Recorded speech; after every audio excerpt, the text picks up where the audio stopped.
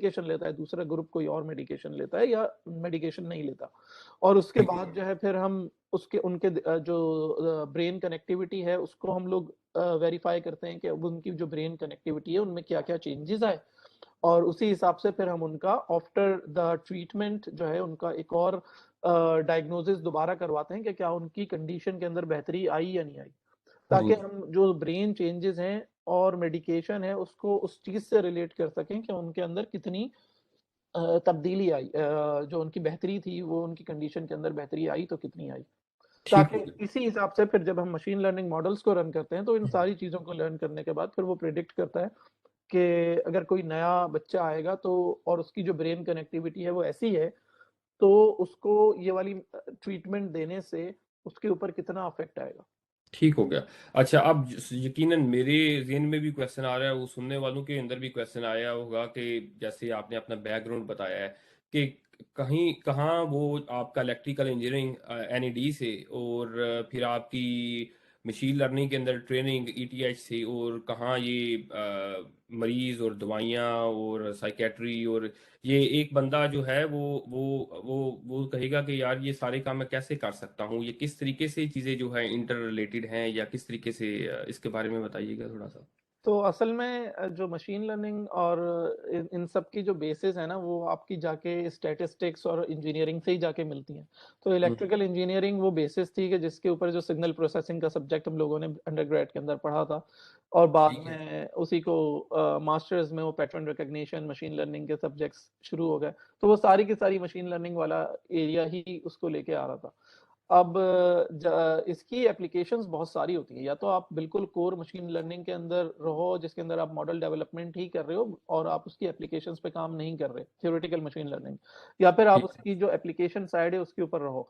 तो मेरा शुरू से यही था कि मैं उसकी एप्लीकेशन साइड के ऊपर रहा था। तो जब मैं ईटीएस ज्यूरिख के अंदर काम कर रहा था उसके अंदर बायोलॉजिकल इमेज प्रोसेसिंग मेरी थी, तो वो भी बायोलॉजिकल ही थी।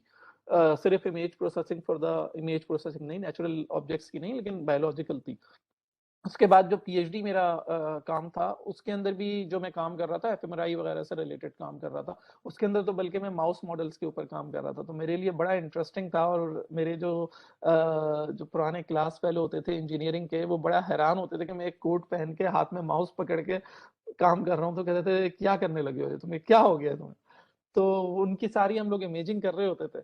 तो वो एक एक प्रोसेस होता है कि जिसके अंदर आप उस डेटा के साथ काम करते हो, उस डेटा को ज़्यादा आप उससे मतलब आपको पता चल जाता है कि इस डेटा के किस तरीके से क्या रिज़ल्ट इसके हैं, और हर चीज़ उस नॉलेज आप बिल्ड अप करते हो उस डोमेन के अंदर।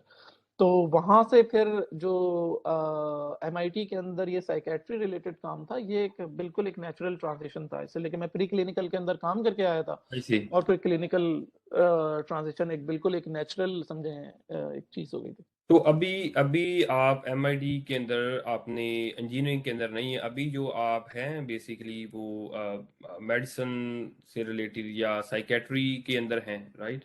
एमआईटी इटसेल्फ उसके अंदर ये डिस्टिंक्शन नहीं है कि कौन-सा इंजीनियरिंग डिपार्टमेंट है और कौन-सा इंजीनियरिंग डिपार्टमेंट नहीं है। नहीं है। एमआईटी के अंदर जो डिपार्टमेंट हैं वो 4 या 5 मेन बिग डिपार्टमेंट्स हैं, जिसमें आप एक कंप्यूटर साइंस कह लें, तो उसके हम्म, अंदर भी इंजीनियरिंग का वर्ड इटसेल्फ नहीं आता।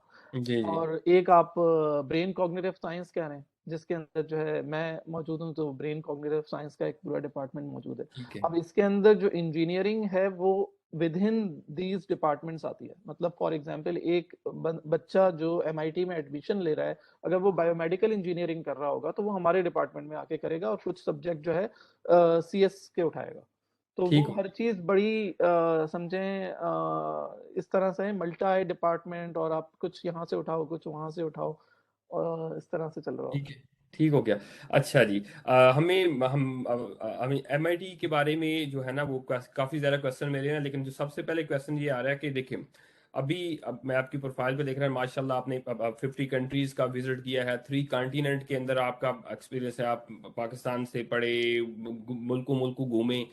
तो जो आपको बेसिकली जो रिसर्च और साइंस और वैसे जो लर्निंग इन्वायरमेंट है ओवरऑल, क्या फ़र्क महसूस होता है एमआईटी से? मतलब अगर देखा जाए तो जो हम इनोवेशंस या जो न्यू जो चीज़ें मतलब इजाद होती हैं या कोई न्यू उसको क्या लें कि दरियाफ्त होती हैं, डिस्कवरीज होती हैं, ये इन्हीं बड़ी इंस्टीट्यूट और स्पेशली एमआईटी का जो है ना एक एक दाम है। तो ये क्या है, ये ऐसा फर्क क्यों है, क्या फर्क है, और ऐसा मतलब आपने क्या मजीद देखा अगर आप इसको वर्सेस वर्सेस वर्सेस करें? आई थिंक यूरोप में तो जितने इंस्टीट्यूट्स के अंदर मैं रहा उसमें ईटीएस ज्यूरिक के मुकाबले का कोई भी नहीं था। तो ईटीएस ज्यूरिक, मैं यूनिवर्सिटी ऑफ हाइडेलबर्ग के अंदर मैंने पीएचडी किया, मैंने इंटर्नशिप करी थी, जो मैं बता रहा था 3 मंथ्स की इंटर्नशिप, वो एक्चुअली यूनिवर्सिटी ऑफ हाइडेलबर्ग में थी, और जिस प्रोफेसर के अच्छा। साथ मैं काम कर रहा था वो भी काफ़ी मशहूर था, तो जी जी काफ़ी अच्छी बिल्कुल। जगह थी वो। लेकिन जब आप ईटीएस ज्यूरिक आते हो तो एक बिल्कुल एक डिफरेंट लेवल के ऊपर आप फिर वाइब्स हैं, उसको फीलिंग्स देख हैं, रहे ठीक होते हो। होगा।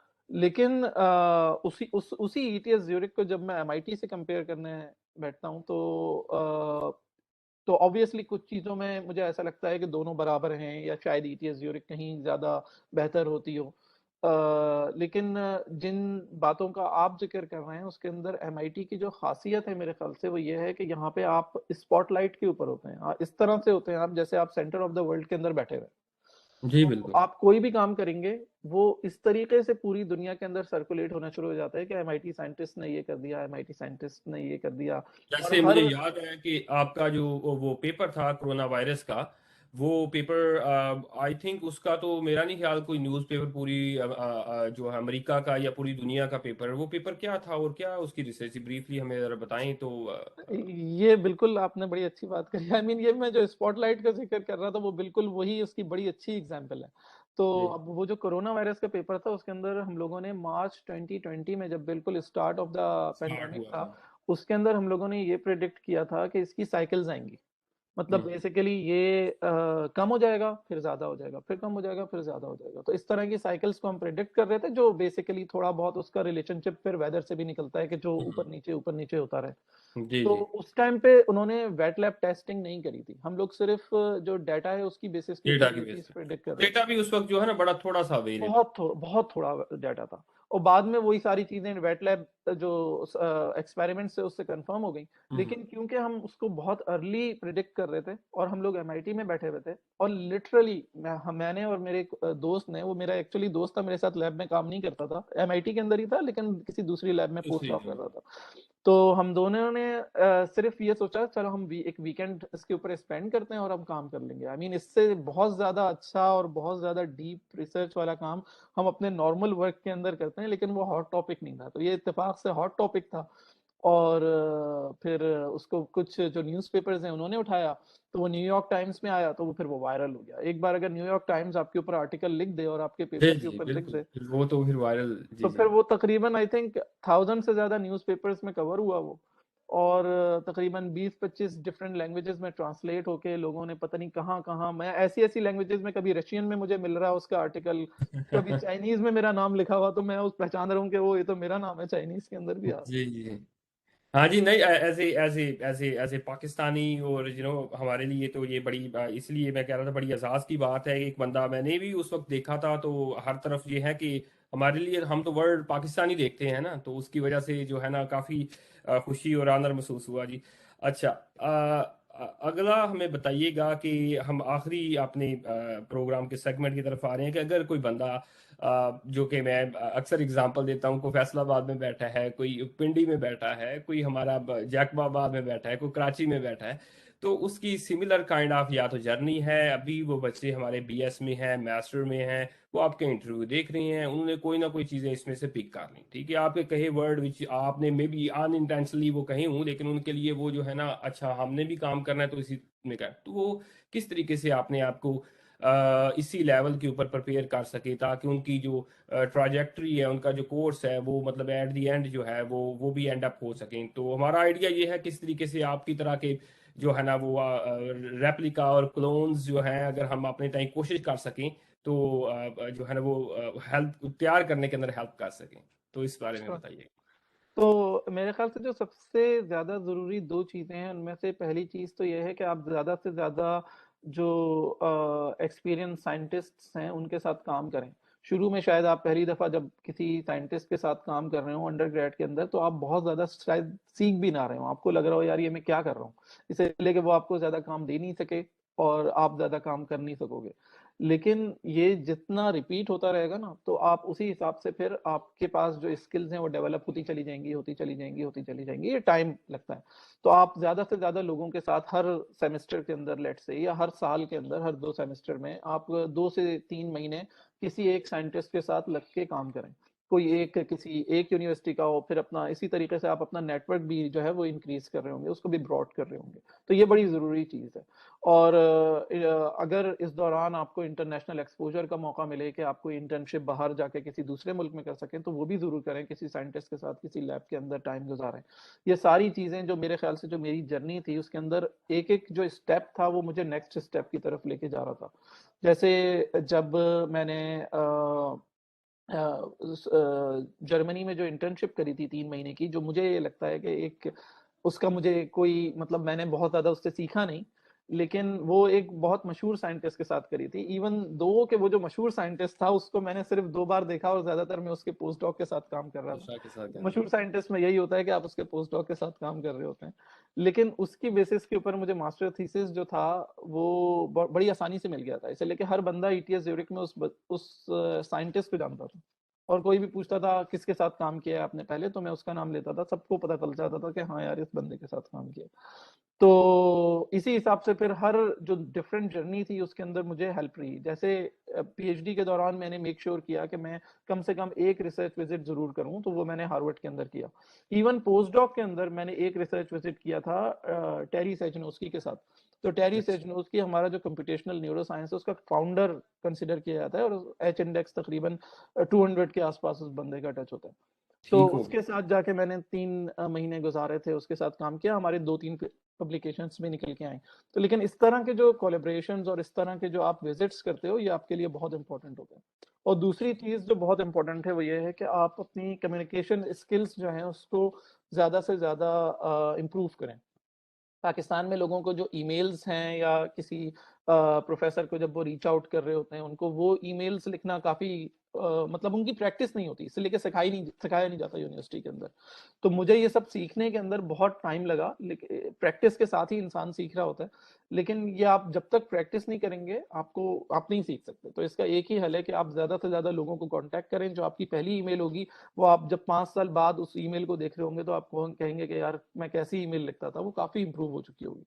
तो इसी हम्म हिसाब से फिर आप लोगों को ये बताएँ कि आप क्या काम कर रहे हैं और मतलब किस चीज़ों में इंटरेस्टेड हैं। लोगों से जो उनके रिसर्च इंटरेस्ट हैं, उसके अंदर आप उनको एंगेज करें। तो ये सारी चीज़ें जो है आई थिंक कम्युनिकेशन स्किल्स के अंदर आती हैं, जो पाकिस्तान में काफ़ी हमारी जो स्टूडेंट कम्युनिटी है उसके अंदर लैकिंग है अनफॉर्चुनेटली। लेकिन ये वो चीज़ें हैं जो मेरे ख़्याल से अगर इनको इम्प्रूव किया जाए, तो वो बिल्कुल मेरी जर्नी को फ़ॉलो कर सकते हैं। मतलब मैं बिल्कुल एक एवरेज स्टूडेंट रहा हूँ। ऐसा नहीं था कि मैं कोई बहुत टॉप क्लास स्टूडेंट था किसी भी टाइम के ऊपर। लेकिन अ, समहाउ हर स्टेज के ऊपर जो मुझे अल्लाह ताला ने दिया, वो उसी तरह की चीज़ थी जो टॉप क्लास थी। मतलब मैं पूरे के पूरे हमारे बैच से एनईडी के जो इलेक्ट्रिकल इंजीनियरिंग का बैच था इंजीनियरिंग का, सिर्फ़ मैं था पूरे के पूरे इंजीनियरिंग के अंदर। हमारा समझें सारे डिपार्टमेंट्स आप मिला लें, उसके अंदर सिर्फ़ एक मैं था उस साल में जो इरास्मुस मुंडस में आया। ठीक इरास्मुस है मुंडस का सिर्फ़ एक मैं अकेला था जो ईटीएस ज़्यूरिख या इस लेवल की यूनिवर्सिटी के अंदर टॉप 10 के अंदर जिसने पीएचडी लिया।